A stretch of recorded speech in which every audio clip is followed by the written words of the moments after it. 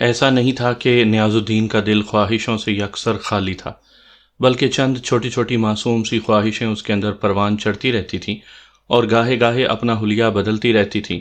یہ خواہشیں فطرت کے ساتھ جڑی ہوئی تھیں، اس فطرت کے ساتھ جو انسان کو دوڑاتی نہیں، تھکاتی نہیں اور نہ ہی بے چین و مضطرب کرتی ہے، بلکہ سایہ بن کر اس کو تیز دھوپ سے بچاتی ہے۔ وہ ان مادی خواہشات کے فریب میں نہیں تھا جو انسان سے انسانیت چھین لیتی ہیں اور حیوانیت کے تند شعلوں میں لپیٹ دیتی ہیں۔ وہ ان مادی خواہشات سے کوسوں دور بھاگتا تھا جو انسان سے انسان کی انسانیت کی خوبی چھین لیتی ہیں، جو رشتوں کی تمیز ختم کر کے نفرتوں کو جنم دیتی ہیں، جو انسان کو بھگا بھگا کر تھکا دیتی ہیں اور اٹل موت کی طرف دھکیل دیتی ہیں۔ اس کی سب سے بڑی خواہش فطرت کی تلاش تھی۔ وہ پرندوں اور تتلیوں کے پیچھے بھاگتا تھا۔ پھول اور ہرے بھرے درخت اس کی کمزوری تھے۔ سورج ڈوبنے اور چاند کے ابھرنے کا منظر اسے ہمیشہ سے پسند تھا۔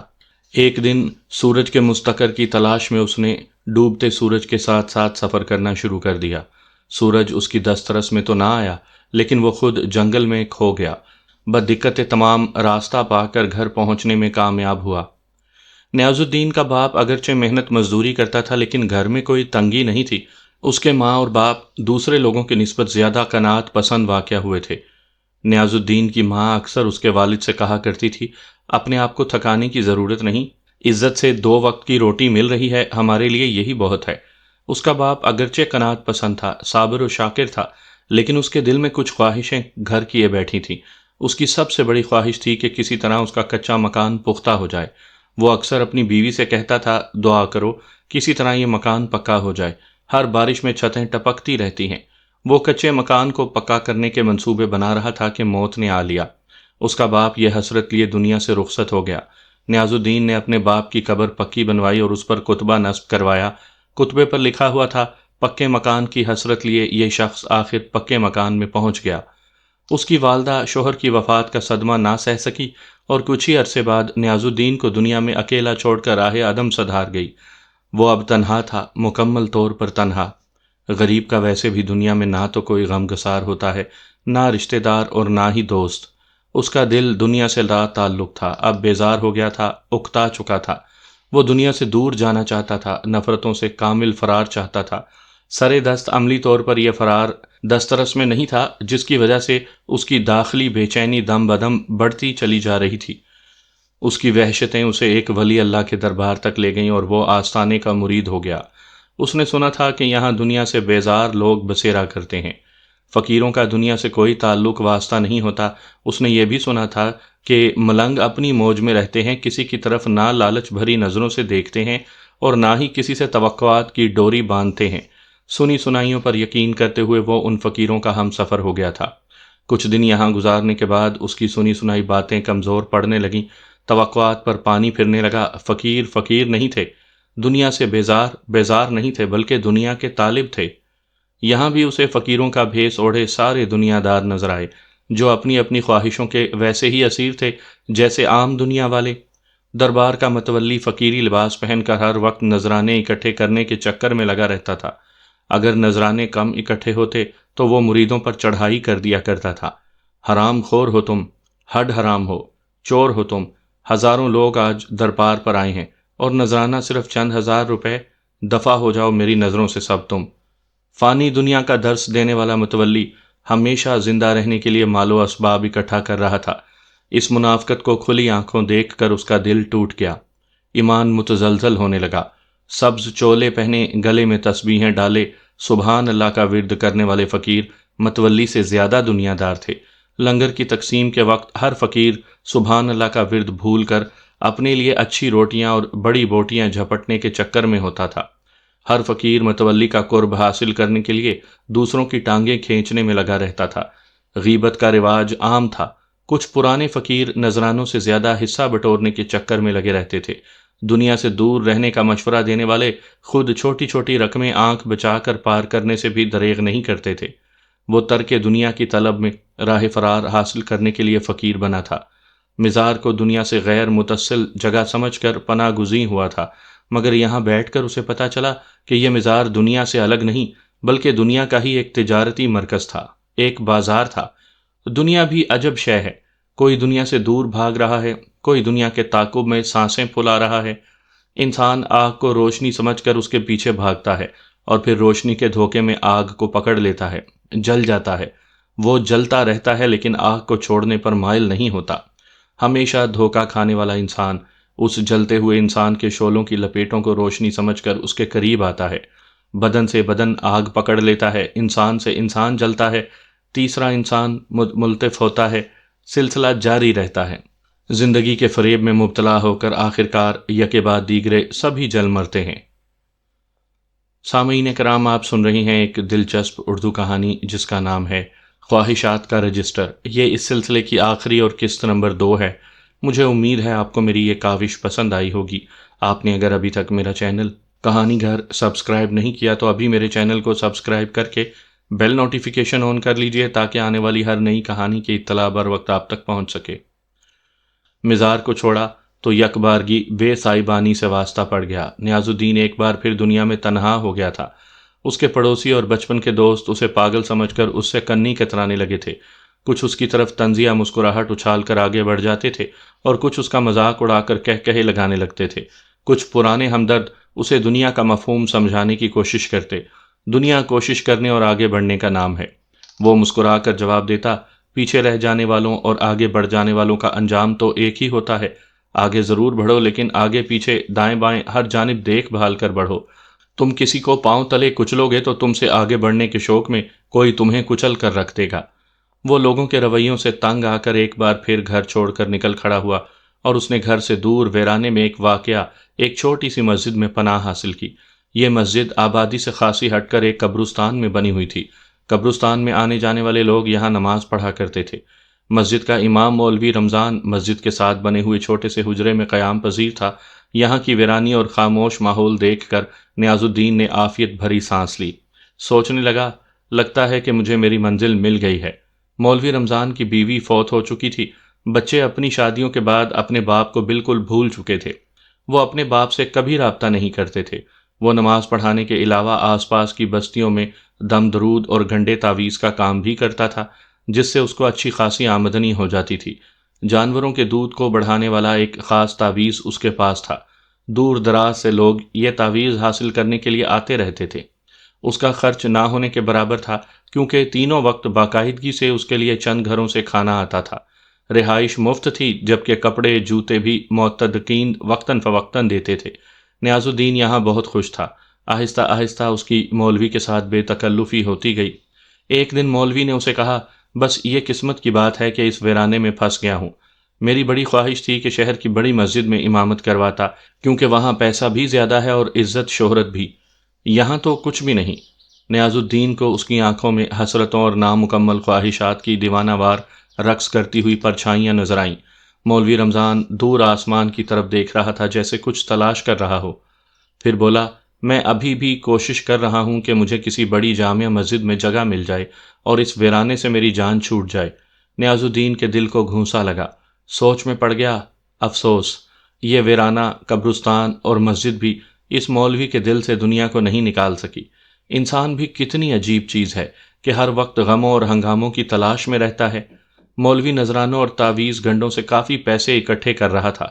ایک دن نیاز الدین نے پوچھا، مولوی صاحب، اتنے پیسوں کا کرو گے کیا؟ لوگ اپنے بال بچوں کے لیے مال و دولت جمع کرتے ہیں، جبکہ تمہارے تو بچے بھی تمہیں مستقل طور پر چھوڑ چکے ہیں۔ تم نے خود ہی بتایا تھا کہ وہ تمہاری خیر خبر تک لینے کے روادار نہیں ہیں۔ مولوی نے اس کی طرف دیکھ کر قدرے تفاخر سے کہا، میں نے زمین لی ہوئی ہے، اس پر ایک بڑا سا عالی شان سا مکان بنانا چاہتا ہوں۔ مولوی بڑھاپے میں بھی جوان تر خواہشیں دل میں چھپائے بیٹھا تھا۔ اس نے گہری سوچ میں ڈوبے ہوئے لہجے میں کہا، کبھی کبھی مجھے لگتا ہے کہ میرے اندر مجھ سے جدا اور الگ مزاج کا انسان بیٹھا ہوا ہے جو مجھے ویرانوں سے نکال کر ہنگاموں اور رنگینیوں کی طرف لے کر جانا چاہتا ہے۔ اس نے اپنی بات پر زور دے کر کہا، ہاں، ہر انسان کے اندر ایک اور انسان چھپا ہوتا ہے۔ یہ اندر اور باہر والے انسان ایک دوسرے سے دست و گریباں رہتے ہیں، لڑتے جھگڑتے رہتے ہیں۔ نیاز الدین، مجھے بھی اپنے اندر سے ایسی آوازیں سنائی دیتی رہتی ہیں۔ نیاز الدین کی مایوسیاں بڑھنے لگیں۔ ایک دن وہ مولوی کو سوتا ہوا چھوڑ کر اس کی مسجد کی ویرانی سے بھاگ نکلا اور دوبارہ اپنے کچے گھر میں پہنچ گیا۔ پرانے دوستوں نے پھر اسے آن تھاما۔ سمجھایا، پھر انہی کا مشورہ مان کر اس نے شادی کر لی۔ اس نے گریجویشن کر رکھی تھی، تھوڑی کوشش سے اسے ایک دفتر میں کلرک کی نوکری مل گئی۔ زندگی دوبارہ اپنی ڈگر پر چل نکلی تھی۔ اس کی زندگی گھر سے دفتر اور دفتر سے گھر تک محدود ہو کر رہ گئی تھی۔ وہ اپنے باپ کے بنائے ہوئے کچے گھر میں بدستور مقیم تھا۔ ایک دن وہ اپنے باپ کی قبر پر گیا تو قبر کے کتبے کو دیکھ کر اسے اپنے باپ کی دلی خواہش یاد آ گئی۔ دعا کرو اس کچے گھر کو میں پکا کر لوں۔ اس کی دھندلائی ہوئی آنکھوں میں باپ کا سراپا آن ٹھہرا۔ اس نے قبر پر کھڑے ہو کر عہد کیا کہ وہ اپنے باپ کی اس خواہش کو ضرور پورا کرے گا، لیکن تنخواہ میں تو گھر ہی مشکل سے چلتا تھا، گھر کیسے بن سکتا تھا؟ اس نے گھر پکا کرنے کی خواہش میں پہلی بار رشوت کا دروازہ کھولا اور مایا دیوی کا استقبال کیا۔ پھر یہ دروازہ اس نے کبھی بند نہیں کیا۔ مایا دیوی درشن کراتی رہی، وہ درشن کرتا رہا اور ساتھ مالا مال ہوتا رہا۔ دفتر میں اور دفتر کے باہر اس نے ہر جگہ دیکھا کہ عزت صرف دولت اور طاقت کی ہے۔ گھر پکا ہوتے ہی اس کی عزت اور شہرت میں اضافہ ہو گیا۔ دولت کی طاقت نے اسے دنیا دار بنا کر اپنے پیچھے چلا لیا تھا۔ دنیا سے دور بھاگنے والا آخرکار دنیا کے تعاقب میں بگٹٹ بھاگنے لگا تھا۔ ایسے میں اسے تعبیریں بتانے والے کی بات یاد آ گئی، آخرکار دنیا تمہیں اپنی طرف کھینچ لے گی۔ اس کے لبوں پر ایک طنزیہ مسکراہٹ ابھری اور پھر چند لمحوں بعد تحلیل ہو گئی۔ اس نے زیادہ طاقت کے حصول کے لیے ہاتھ پاؤں مارنے شروع کر دیے۔ اسے احساس ہوا کہ اس عہدے میں اتنی کمائی کی ہی گنجائش تھی جتنی وہ حاصل کر رہا تھا۔ زیادہ دولت کے حصول کے لیے اسے بڑی گنجائش والے عہدے کی ضرورت تھی۔ اس نے مقابلے کے امتحان کی تیاری شروع کر دی۔ اس کی محنت رنگ لائی اور وہ اعلیٰ پوزیشن کے لے کر امتحان پاس کرنے میں کامیاب ہو گیا۔ پھر وہ ایک بڑی گنجائش والے اعلیٰ عہدے پر براجمان ہو گیا۔ طاقت حاصل ہوئی تو آس پاس خوشامدیوں کا ہجوم لگ گیا۔ ایک پرانے افسر نے اسے پہلے دن ہی کامیابی کا گر بتا دیا تھا، اپنے سے بڑے افسر کی خوشامد کرو اور اپنے ماتحتوں کو دبا کر رکھو۔ طاقت اس کے بازوؤں میں سمائی تو ایک ایک کر کے اخلاقی اصول و قواعد رخصت ہونے لگے۔ آخرکار دولت حاصل کرنے کے لیے اس نے تمام اخلاقیات ایک طرف سمیٹ دیں اور دونوں آستینیں سمیٹ کر دولت کے در پہ ہو گیا۔ اس کی زندگی نے بہت کچھ دیکھنے کے بعد ہی پلٹا کھایا تھا۔ اس نے دیکھا تھا کہ دوسروں کو فانی دنیا کا درس دینے والے خود ہمیشہ زندہ رہنے کے لیے مال و دولت اکٹھی کرنے میں لگے ہوئے تھے۔ آخرت اور ابدی زندگی کا درس دینے والے خود اپنے لیے اسی دنیا کو جنت بنانے کی تگ و دو میں مصروف تھے۔ روپ اور بہروپ کی حقیقتوں سے آشنا ہو کر وہ یہاں پہنچا تھا۔ اس نے اپنے گھر میں ایک تحریر لکھ کر لگوائی ہوئی تھی، دنیا میں اصل فلسفہ دولت اور طاقت کا ہے، باقی سارے فلسفے اس کے حصول کے لیے تخلیق کیے گئے ہیں۔ نیاز الدین کی زندگی اب خواہشوں کی تشکیل و تکمیل میں صرف ہونے لگی تھی۔ دوران ملازمت اس نے بہت مال و دولت اکٹھی کر لی تھی۔ ایک محل نما کوٹھی میں وہ رہائش پذیر تھا۔ شہر میں کئی بڑے پلازے اور وسیع زرعی زمین اس کی ملکیت بن چکی تھی۔ اس کے علاوہ اس نے ایک فیکٹری بھی قائم کر لی تھی جس میں اچھی خاصی تعداد میں مشینیں اور انسان کام کرتے تھے، لیکن خواہشات تھیں کہ کہیں سستانے پر تیار نہیں تھیں۔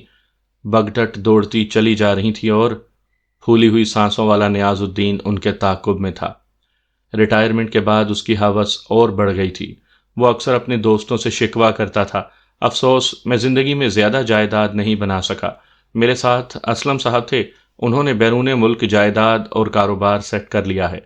مجیب بھی میرے ساتھ ریٹائر ہوا ہے، اس کا دبئی میں پلازا ہے۔ اس کی بے چینیاں بڑھتی جا رہی تھیں۔ ایک دن اس کو ایک عجیب و غریب رجسٹر ملا۔ رجسٹر پر ایک سفید رنگ کی چٹ لگی ہوئی تھی جس پر لکھا تھا خواہشات کا رجسٹر۔ اس میں لکھی جانے والی ہر خواہش 24 گھنٹے میں پوری ہو جاتی ہے۔ شرط یہ ہے کہ ہر خواہش 10,000 روپے میں پوری ہونے والی ہو۔ اگر خواہش بڑی ہو تو اسے چھوٹے چھوٹے حصوں میں تقسیم کر کے درج کیا جائے۔ اس کے لبوں پر استہزائیہ مسکراہٹ ابھری۔ بھلا اب خواہشیں بھی رجسٹروں میں لکھنے سے پوری ہونے لگی ہیں؟ اس نے رجسٹر کو مذاق سمجھا، مگر اس کے اندر مضبوط قدم جمائے بیٹھے لالچ نے اسے رجسٹر اٹھانے پر مجبور کر دیا۔ اس نے گھر پہنچ کر رجسٹر کو آزمانے کا فیصلہ کر لیا۔ اس نے رجسٹر میں چند خواہشات لکھیں جو اگلے 24 گھنٹوں میں پوری ہو گئیں۔ اس کی آنکھوں میں حیرت آمیز خوشی چمک اٹھی۔ اس نے فرتے جذبات سے رجسٹر کو چوم کر سینے سے لگا لیا۔ وہ دوست، رشتہ دار، حتیٰ کہ محل نما کوٹھی کے باہر کی دنیا سے بے نیاز ہو کر رجسٹر میں خواہشات لکھنے میں ہمتن مشغول ہو گیا۔ وہ سوچتا، نہ جانے کب موت کا پروانہ آ جائے، مجھے جلد از جلد تمام خواہشات کو رجسٹر میں لکھ لینا چاہیے، لیکن رجسٹر تھا کہ ختم ہونے کا نام ہی نہیں لے رہا تھا۔ وہ جتنے صفحات لکھتا اتنے ہی صفحات کا اگلے دن رجسٹر میں اضافہ ہو جاتا تھا۔ خواہشیں بھی ختم ہونے کو نہیں آ رہی تھیں، جتنی پوری ہوتی تھی اتنی مزید دل کو آماج گاہ بنا لیتی تھیں۔ اسے کھانا پینا بھول چکا تھا، نیند آنکھوں سے اڑ گئی تھی۔ وہ تھا، خواہشیں تھیں اور رجسٹر تھا۔ پھر ایک دفعہ جب رات اپنا نصف سفر طے کر چکی تھی اور نیاز الدین پورے انہماک سے سر جھکائے رجسٹر میں خواہشوں کے اندراج میں مگن تھا، دروازے پر دستک ہوئی۔ وہ پریشان ہو گیا، اس وقت کون آ سکتا ہے یہاں؟ سوچنے لگا شاید رجسٹر کا کسی کو پتہ چل گیا ہے اور وہ اسے چوری کرنے آیا ہے۔ دروازے پر زور زور سے دستک ہونے لگی۔ مجبوراً اس نے ڈرتے ڈرتے دروازہ کھولا تو سامنے ایک روشن ہیولا کھڑا تھا۔ تم کون ہو؟ وہ سہم کر مستفسر ہوا۔ موت کا فرشتہ، ایک سرسراتی ہوئی آواز بلند ہوئی۔ نیاز الدین خوف سے تھر تھر کانپنے لگا۔ اس کے ماتھے پر سردی کے باوجود پسینہ چمکنے لگا۔ وہ خوف سے ہکلاتے ہوئے بولا، آدھی رات کو تم یہاں کیا کرنے آئے ہو؟ وہ مسکرایا، اپنا کام، ہم تو اللہ کے حکم سے آتے ہیں اور موت نہ دن دیکھتی ہے نہ رات۔ نیاز الدین بولا، خواہشات کا رجسٹر ابھی کافی خالی پڑا ہے، اگر ہو سکے تو مجھے کچھ مہلت دے دو۔ فرشتہ بولا، دنیا میں ہر چیز کا کنارہ ہے، دریا، سمندر، حتیٰ کہ آسمان کا بھی کنارہ ہے، مگر خواہشات کا کوئی کنارہ نہیں ہوتا۔ پھر اس نے آسمان کی طرف دیکھا، جیسے آسمان کی لامحدود وسعتوں کا احاطہ کر رہا ہو۔ پھر گویا ہوا، کائنات میں چاند ستاروں کے لیے راستے محدود ہیں، لیکن قدرت نے خواہشوں کو بے لگام چھوڑ رکھا ہے۔ میں تمہیں 1000 سال کی مہلت بھی دے دوں تب بھی یہ رجسٹر مکمل نہیں ہو سکے گا، بلکہ تمہارے آنے والی 10 نسلیں بھی اسے پورا نہیں کر پائیں گی۔ اور تم کیا سمجھتے ہو کہ تم سے پہلے یہ رجسٹر کسی کو نہیں ملا تھا؟ نہیں اے بشر، یہ ہر انسانی ہاتھ سے لکھا جاتا رہا ہے۔ نیاز الدین کا حلق سوکھ چکا تھا، عاجزی سے کانپتی ہوئی آواز میں بولا، میں خواہشات کے چکر میں نیک اعمال کو بالکل بھول گیا تھا۔ میرے اعمال کا خانہ شاید مکمل طور پر خالی پڑا ہو، مجھے اپنے اعمال ٹھیک کرنے کے لیے کچھ مہلت دے دو۔ خوف سے اس کا چہرہ زرد ہو چکا تھا، تمام بدن تھر تھر کانپ رہا تھا، آواز بھی۔ بولا، اس تاریک رات اور سرسراتی ہوئی ہوا نے میرے اندر موت کا خوف بہت بڑھا دیا ہے، تم دن کے اجالے میں آ جانا۔ فرشتہ بولا، موت ایک اٹل حقیقت ہے، یہ اس طوفان کی طرح ہے جو نہ بادشاہ کا محل دیکھتی ہے اور نہ ہی فقیر کی جھونپڑی۔ موت بے حس ہے، یہ نہ ماں کی چیخ و پکار کو خاطر میں لاتی ہے، نہ بچے کی بے بسی اور نہ باپ کی ٹوٹتی کمر۔ نیاز الدین کی حالت خراب ہو رہی تھی، وہ توبہ کرنے کے لیے مہلت مانگنا چاہتا تھا، مگر حلق سوکھ کر کانٹا ہو چکا تھا، آواز ساتھ چھوڑ چکی تھی۔ وہ چکرا کر فرش پر گر گیا، چاروں شانے چت ہو گیا۔ فرشتے نے آگے بڑھ کر اس کی روح قبض کی اور پھر اس کی بے نور آنکھوں میں جھانک کر دیکھا۔ ایک بے عنوان سی مسکراہٹ فرشتے کے لبوں پر ایک ساتھ کو ابھری، پھر اس کے وجود کے ساتھ ہی تحلیل ہو گئی۔ نیاز الدین کی بے نور ادھ کھلی آنکھوں میں ابھی بھی ہزاروں خواہشیں لکھی ہوئی تھیں۔